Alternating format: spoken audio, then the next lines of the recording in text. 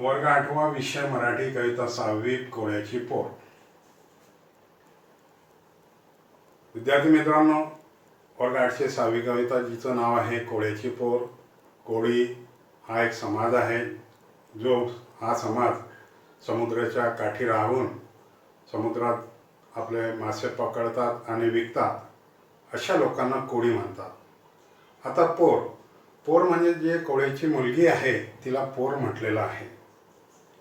तर या कवितेमध्ये कवयित्रीने या मुलीचं वर्णन या ठिकाणी मांडलेलं आहे।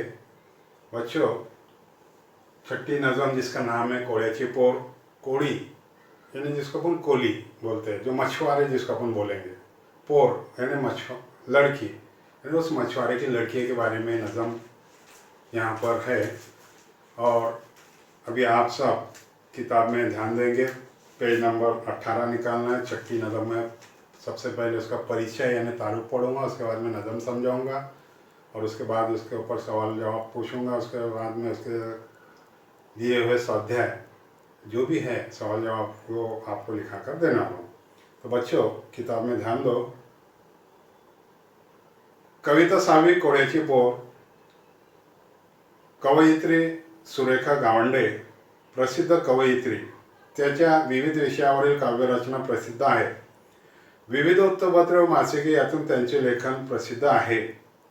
समुद्रकाठचे लोक दैनंदिन जीवन जगताना सदैव आव्हानांना, संकटांना तोंड देत असतात। समुद्र हेच त्यांचे श्रद्धास्थान असते। समुद्रकाठी राहणाऱ्या कोळी समाजातील मुली या देखील अत्यंत साहसी असतात।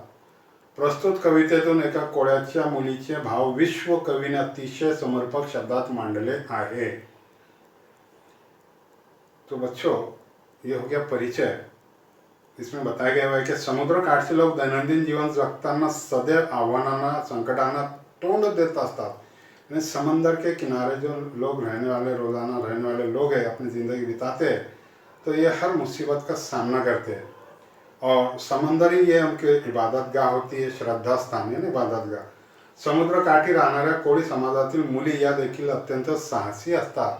यानी समंदर के किनारे जो कोली समाज में के जो लड़कियाँ होती है, वो लड़कियाँ भी बहुत साहसी यानी हिम्मत वाली होती है। तो इस लड़कियों का बयान इस नज़म में शायरा ने लिखा है। तो ये हो गया परिचय। अब पहला अक्षर समझा रहा हूँ, उस तरफ ध्यान दो। मी कोळ्याची ग बाई कोळ्याची पोर, कपाळावर माझ्या चंद्राची कोर, ग बाई मी कोळ्याची पोर। तो कवयित्री सांगतात की मी कोळ्याची ग बाई कोळ्याची पोर, म्हणजे त्या मुलीला सांगत आहे कवयित्री कि मी कोळ्याची ग बाई कोळ्याची पोर, यानी मैं कोली की बाई, मैं कोली की लड़की। बाई यानी शायरा कह रहे कोली समाज में कि मैं कोली की एक लड़की हूँ।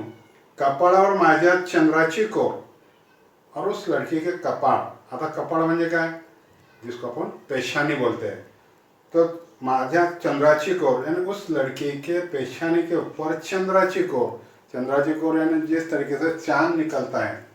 और ये टिकलियाँ जो आजकल हिंदू लोगों के लड़कियाँ, औरतें पेशानी पे अलग अलग डिज़ाइन की टिकलियाँ लगाती है, तो ये कोली समाज के लोग चांद की कोर की ऐसी माफिक ये टिकली पेशानी पे लगाते हैं।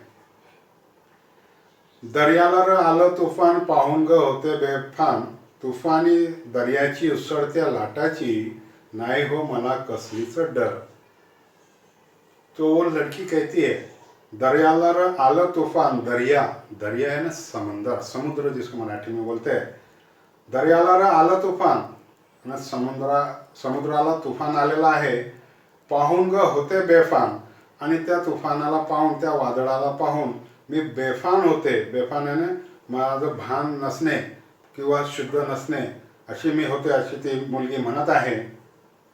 तुफानी दर्याची उसळत्या लाटाची, नाही हो मला कसलीच डर।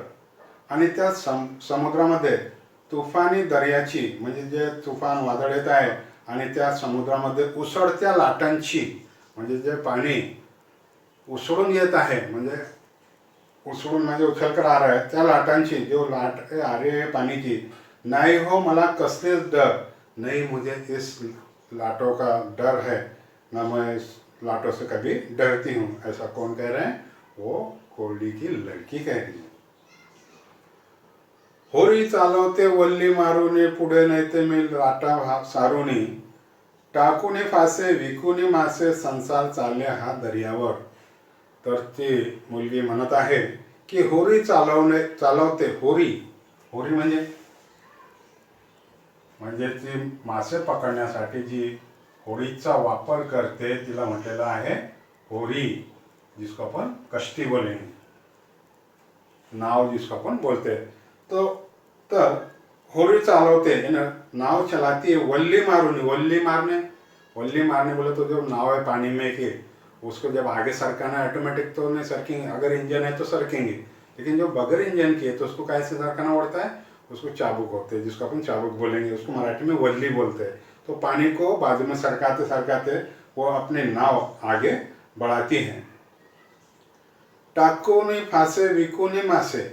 और फिर जब वो समंदर में अंदर चली आती है नाव लेकर, तो वो क्या करती है वो लड़की? टाकूनी फांसे यानी जो मछलियाँ पकड़ने का जो जाला है उसको बोला गया है फांसे.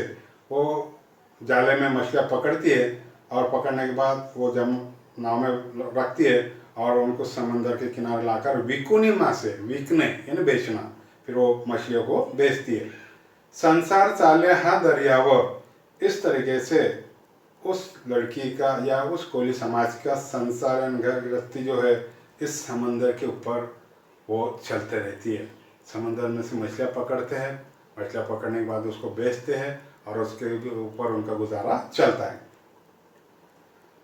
तर कवयित्री शेवटच्या कडव्यामध्ये म्हणतात, सोन्याच्या मडवुनी नारळाला, बाई अर्पण करते सागराला, कोळीवाडा उजळे पुनवेला, पूजा सागराची चाले जीवनभर.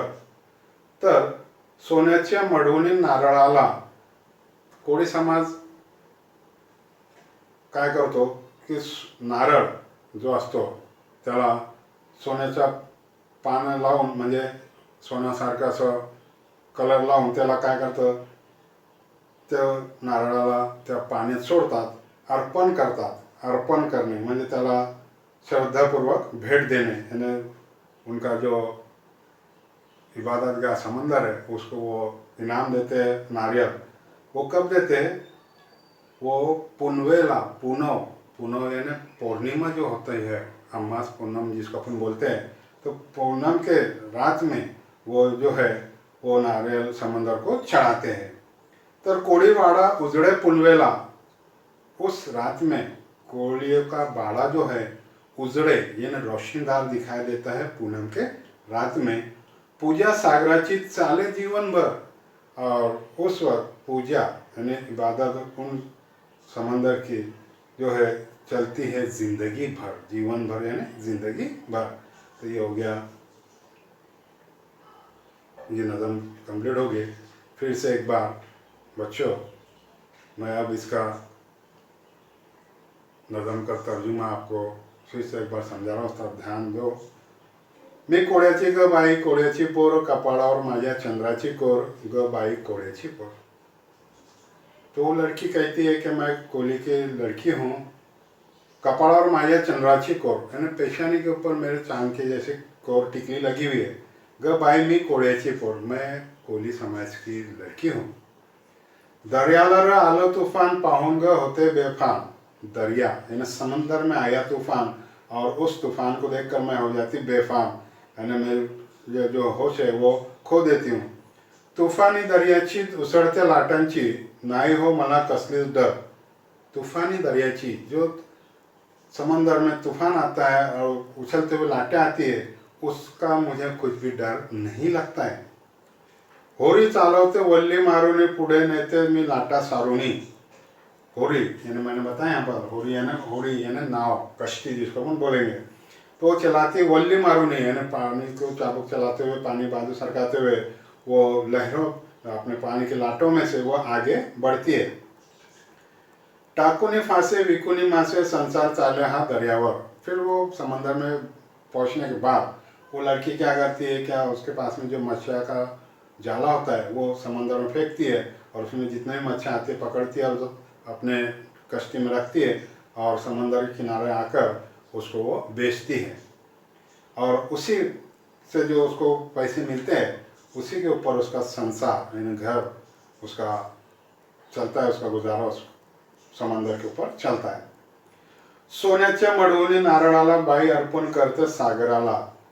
जो नारियल होता है उसको सोने के जैसा कलर लगा के या सोने के जैसा मढ़ कर उसको जो है मुलामा देकर वो उस नारियल को पूनम के रात में कोली समाज जो है उस नारियल को समंदर में छोड़ते हैं। तो उस पूनम के रात में कोलियों का जो बाड़ा होता है ये रोशनीदार दिखाई देता है और पूजा सागराची चाले जीवन भर, और वो पूजा यानी उस समंदर की इबादत ज़िंदगी भर करते हैं। तो बच्चों ये नज़म यहाँ आपकी समझाना कंप्लीट होगी। इसके ऊपर के सवाल जवाब मैं आपको लिखाने वाला हूँ। आपके नोटबुक में पूरा ये होना चाहिए और ये फर्स्ट टर्म का सिलेबस यहाँ तक आपका ये कंप्लीट हो गया। इसके बाद का जो सबक रहेगा वो सेकंड टर्म का रहेगा। उससे पहले अपन कुछ निबंध, कुछ पत्र, कुछ ग्रामर जो है वो मैं आपको समझाने वाला हूँ।